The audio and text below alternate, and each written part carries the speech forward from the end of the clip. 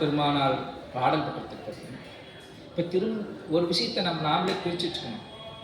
திருஞான சம்பந்தர் சொல்லிவிட்டாவே அந்த திருமறை 1, 2, 3க்குள்ளே தான் இருக்கும். 3க்குள்ளே தான் இருக்குங்கிறத நம்ம தெரிஞ்சுக்கணும். 4, 5, 6 கேட்டால் என்ன அப்படின்னா நமக்கு விவரம் பத்தல.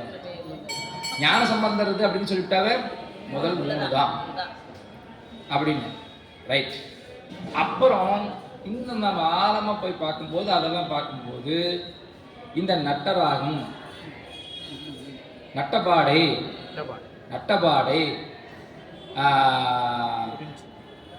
தக்கராகம், யாழக்குறிஞ்சி, இது குறிஞ்சி, இந்த ராகம் இந்த பண்ணமைப்பு பார்க்கும்போது இது எத்தனாம் திருமுறைன்னு கேட்கக்கூடாது. ஞான சம்பந்தருது அப்படின்னு சொல்லி தக்கராகம், தக்கேசி அப்படின்ட்டாவே இது எத்தனாம் திருமுறைன்னு கேட்கக்கூடாது.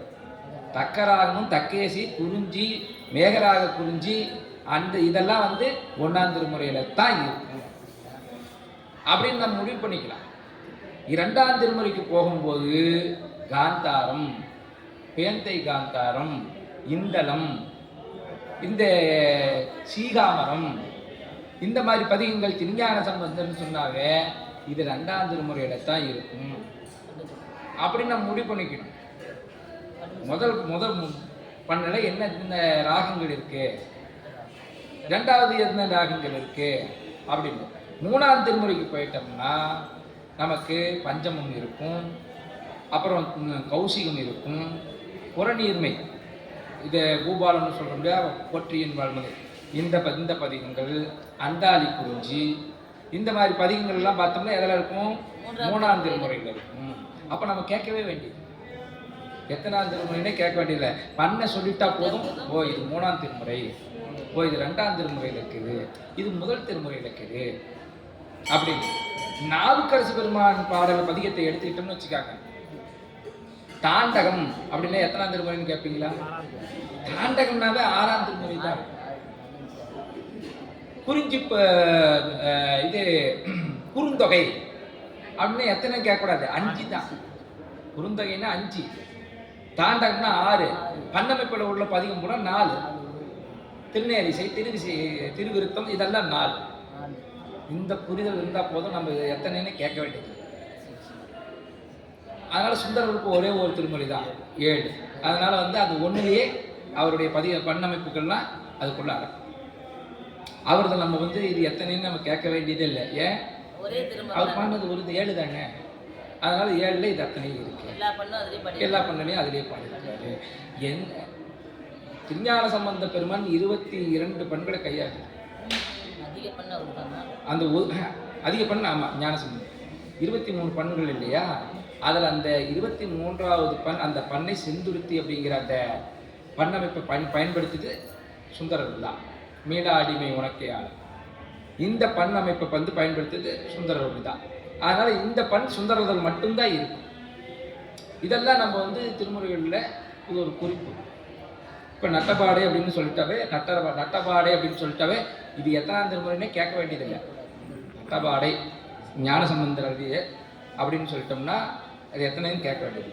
நாவுக்கரசு பெருமான் அருளி செய்தது, இல்லை சுந்தரர் அருளி செய்தது. நட்டபாடைன்னா அந்த கழிக்க 1ஆம் திருமுறைக்கு தானே சொன்னார். ஞான சம்பந்தர் அருளி இதெல்லாம் 1ஆம் திருமுறை தான் நட்டபாடை. சுந்தரர் திருமுறை நட்டபாடைன்னா அது 7ஆம் திருமுறை தான். ஒன்று செய்த கொடுமையால் பல சொல்லவே நின்ற பாவ வினைகள் காப்பழ நீங்கவே சென்று தொழுமின் தேவ பிரானிடம் கண்டினோடு பிடி சுல்தன் கழுகுன்றமே அப்படின்னா அதனால அது போட்டு குழப்பக்கூடாது. தெளிவாக ஞான சம்பந்தர் அருளிய தேவாரம் அப்படின்னு சொல்லி 1ஆம் திருமுறை, நட்டபாடினா 1ஆம் திருமுறை. அதில் நம்ம இன்னும் கொஞ்சம் போகும்போது என்னமாங்க, இது திருக்கடைக்காப்பு. ஆமாம், ஏன்னா பலனை கடைசியில் அவர் ஒவ்வொரு பதிகத்தையும் சொல்லியிருக்கிறதுனால திருக்கடைக்காப்பு அப்படின்னு திருப்பாட்டு இதெல்லாம் தெரியாதில்லை. நம்ம இருந்தாலும் சொல்ல வேண்டிய கடப்பாடு அப்படிங்கிற காரணத்தினால சொல்கிறோம். இப்போ ஞான சம்பந்த பெருமான் அருளி செய்தது திருப்பிரமபுரம், சரியா? திரும்ப பிரம்மபுரங்கிறது எங்க இருக்கு? ஆமா, சீர்காழியுடைய 12 பேர்ல ஆமா. இதனால இதன் பிரம்மபுரம் பேரு பிரம்மா வந்து வழிபட்டார். அதனால இதுக்கு வந்து பிரம்மபுரம். எதுக்காக பிரம்மா வழிபட்டார்? சொல்லுங்க. அவர் படைப்பு தொழில் சரியா வரல.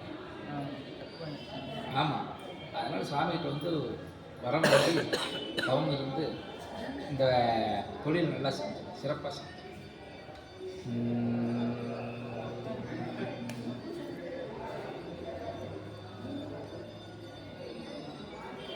இதில் 3வது வரி பாருங்க, என்ன போட்டிருக்கு? ஏடுடைய அதை தான் கவனிக்கணும். மலரால் இல்லை, மலரான் அப்படின்னா பிரம்மா. ஏடுடைய மலரான், தாமரை மலர்களிலே அமர்ந்திருக்கக்கூடியவன்.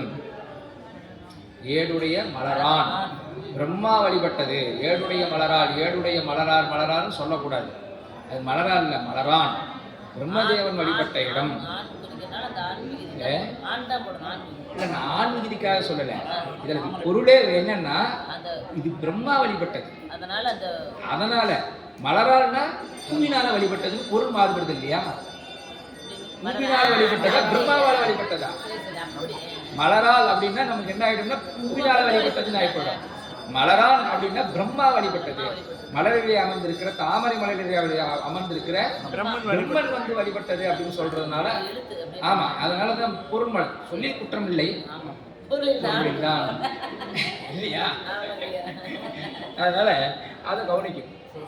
அதே மாதிரி தான் சொல்லுவாங்க, அந்த மறையுடையாய் தோளுடையாய் பதிவத்தை பாடும்போது குறையுடையாய் அப்படின்னு சொல்லக்கூடாது அப்படின்னு சொல்லுவாங்க. மறையுடையாய் தோளுடையாய் வார்சடை மேல் வளரும் பிறையுடையாய் பிஞ்சகனே என்று உன்னை பேசினல்லால். குறையுடையாய் அப்படின்னு சொல்லக்கூடாது, குறையுடையார். குறையுடையார் அதுன்னு சொல்லணும். குற்றம் மோராய், குறையுடையவர்களுடைய குற்றத்தை ஆமா, குறையுடையவர்கள் அவங்களுடையதுதான். நீங்க வந்து நம்ம அந்த மறைவுடையாய் அப்படின்னு எங்க சொல்லிட்டு உடனே இங்க குறைவுடையாய்ன்னு சொல்லக்கூடாது. குறைவுடையார் குற்றம் மோராய், யாருடைய குற்றத்தை நீ நீக்குவ? நீக்க கொள்கையினால் உயர்ந்த நிறைவுடையார்.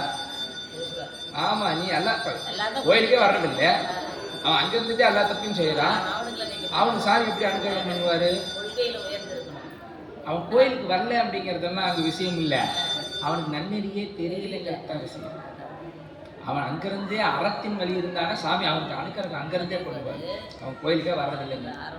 அவன் சாமியெல்லாம் கும்பிட மாட்டாங்க, ஆனால் நல்லது செய்வாங்க, தப்பு செய்ய மாட்டாங்க. அவனுக்கு இறைவன் அனுக்கிரகம் பண்ணுவான், தேடி சென்று அனுக்கிரகம் செய்வான்.